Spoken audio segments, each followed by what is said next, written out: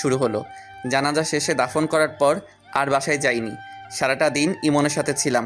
রাত 1টার সময় বাসায় আসলাম। ডুপ্লিকেট চাবি দিয়ে ঘরে ঢোকার সাথে সাথেই দেখলাম সবাই হলরুমে বসে আছে।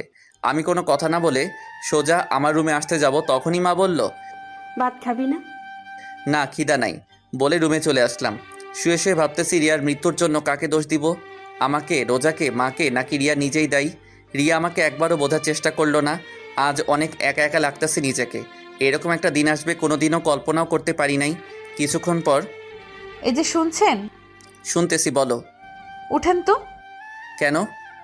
উঠেন তো। আমি উঠে পিঠের তলায় একটা বালিশ দিয়ে হেলান দিয়ে বসলাম। রোজা ভাত মাখতে শুরু করলো। আমার মুখের কাছে এক লোকমা ভাত নিয়ে বলল। হা করুন। আমি চুপচাপ ওর দিকে তাকিয়ে আছি। ও আবারও বলল। কি হলো, হা করুন।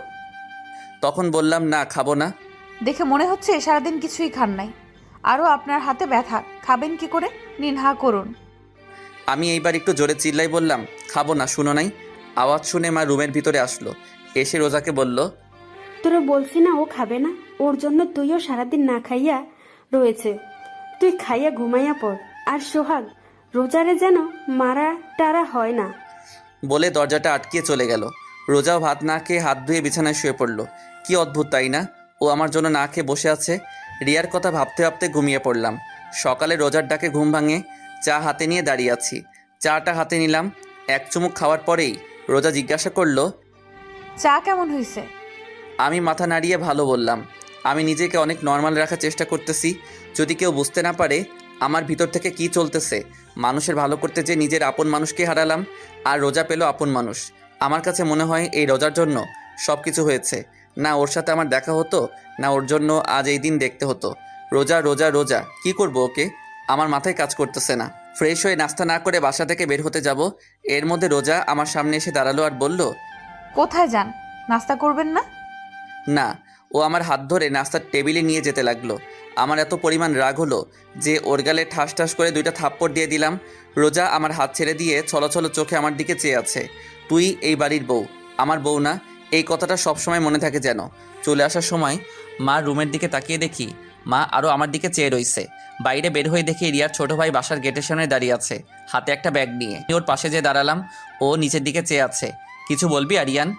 ও তখন কাঁদতে কাঁদতে আমাকে জড়িয়ে ধরলো। কিছুক্ষণ পর ছেড়ে দিয়ে ব্যাগটা আমার হাতে দিল। আমি হাতে নিয়ে বললাম, কি এতে? ও কাঁদতে কাঁদতে বলল, এটা আপুর ডায়েরি। তুমি যে শাড়ি দিছো সেই শাড়িটা। আমি জানি তুমি আপুকে অনেক ভালোবাসো, কিন্তু কি থেকে কি হয়ে গেল। আমি জানি তুমি অন্যায় কিছু করনি, কারণ তুমি আপুকে অনেক ভালোবাসতা।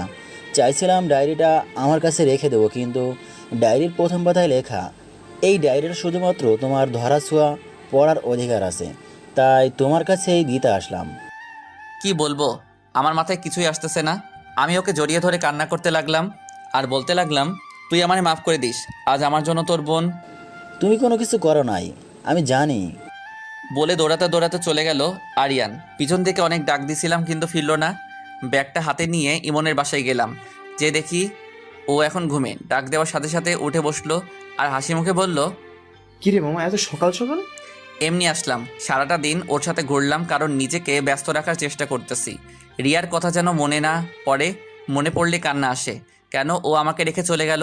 ও কি আমাকে একটু বিশ্বাস করতো না? রিয়ার কথা যেন মনে না পড়ে, তাই নিজেকে ব্যস্ত রাখতেছি। রাত 11টার দিকে বাসায় আসলাম। দরজায় টোকা দেওয়ার সাথেই দরজা খুলে দিল। রোজা হয়তো আমার অপেক্ষায় ছিল।